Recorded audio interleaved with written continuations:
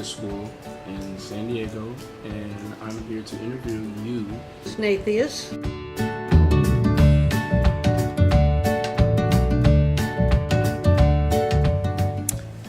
When I first started teaching, I taught kindergarten and first grade. The kids did not come to school with preschool or all these nursery schools. They all started at the same place.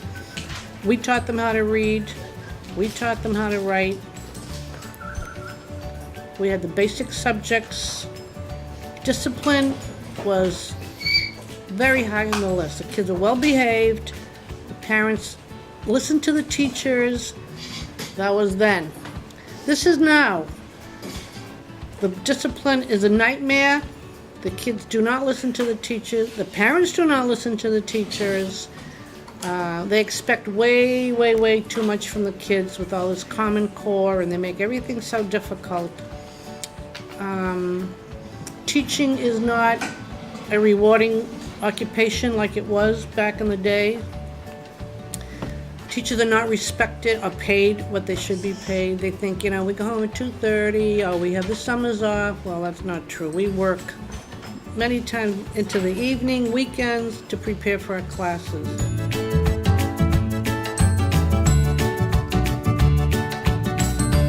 What steps did you take to get to where you are today? Well, I finished high school. I had straight A's. I went to college, and I got a teaching job 2 weeks after I graduated.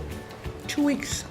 I started immediately right after I graduated. I taught kindergarten for 1 year, and then I taught first grade, and I was a reading specialist, and I taught all my students how to read.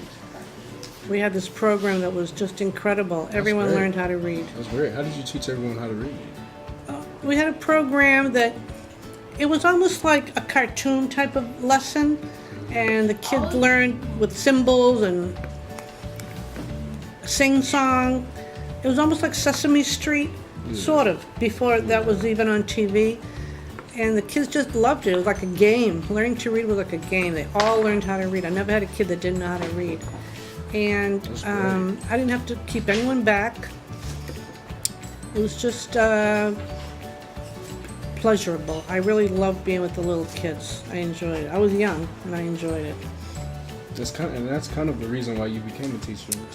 I always my mother said I wanted to be a teacher when I was like 7 years old. I don't remember that, but she said I had a little blackboard in the house, a little chalkboard. I used to have all the little neighbors sit on the floor, and I used to boss them all around and hit them with the stick.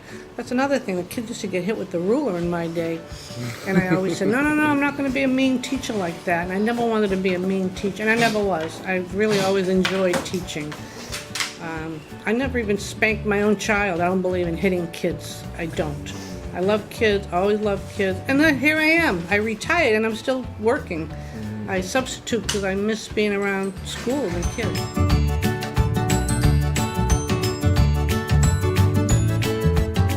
So what kind of benefits do you receive being a teacher and a substitute teacher too? A benefit of being a teacher is you help children. That's the first reason. You help families. You educate kids.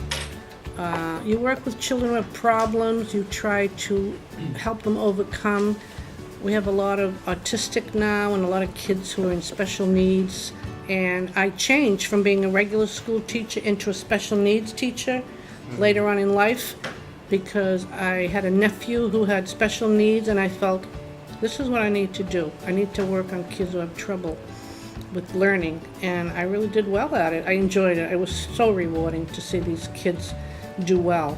And my nephew was 9, and he couldn't read, and his mother died in a car accident, so I raised him. I took him in with my husband, and I taught him how to read. And I'm saying, oh my God, he didn't know how to read, and I didn't even know it. And little by little, he learned how to read, and then we used to go to the library, and I'll never forget one day, he was sitting on the floor reading a book, and he looked at me, he said, "Thank you so much for teaching me how to read." I goes, "Oh my God," and I started crying. And I thought, wow, this is a big deal, teaching kids how to read. And he always had a book, loved science fiction, all those, science fiction stories like Harry Potter and stuff like that.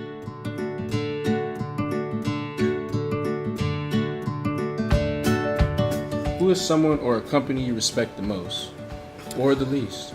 And why? I would have said my mom, who passed away. She came here from a foreign country and couldn't speak English at 12, and they put her in kindergarten, which was humiliating. But she prospered and did well. She became a hairdresser and raised all of us kids and put us through college. She did very well. I admire her the most. The most? Most kids admire their moms the most. Well, it's a big job to be a mom.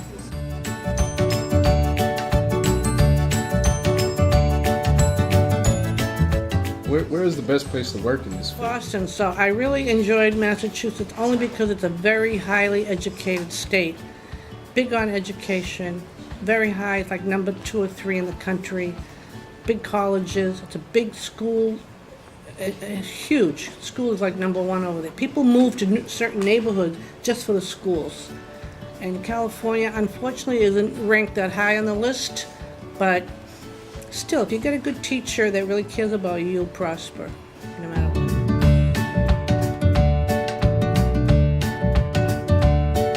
What would you give someone who's trying to move on out of high school and they're coming out of a struggle or they're facing very challenging situations in their life?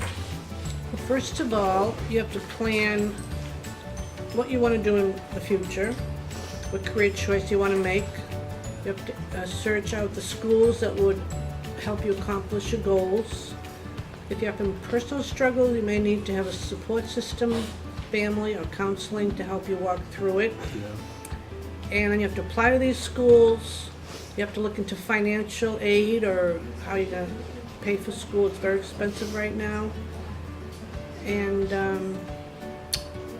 maybe have a buddy system in place when you need someone, when you're going through struggles in school, because there will be times that it will be just very difficult. Very difficult. Yeah. Stressful. You can't quit. You have to hang in there. You just have. Well, the first year of college is the hardest, and then after that, I think it's much pretty easier. smooth. Yeah.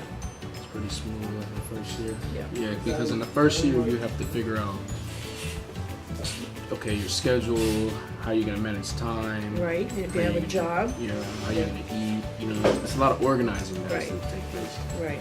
And plus, there's that motivation that you have to keep in the back of your head while you're doing all that organizing and stressful planning and thinking. So, I feel like the first year of college is pretty difficult, but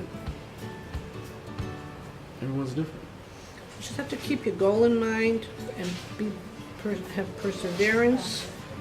Don't quit. Look at the end result.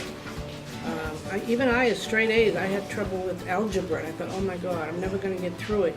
I had to get a tutor for the first time in my life to get through algebra because I couldn't understand it. But I did. I got through it with help. I needed a support system. I knew I needed help. My parents got me a tutor to come to the house. And somehow I got through that barrier, and then I was fine after that. That was the only time I questioned my ability, because I never had anything lower than an A in my life, and I got scared. But I got through it, and I did fine. And you have to have faith in yourself, believe in yourself, have self-confidence. I still do. And just know that you'll get through it. You will. I know you will. You're a good kid. Thank you for your time, and I appreciate all the answers that you have gave me, and it was very nice to meet you. Ms. Thank Smith. you. Ms. Nice meeting you, and Smith, good luck.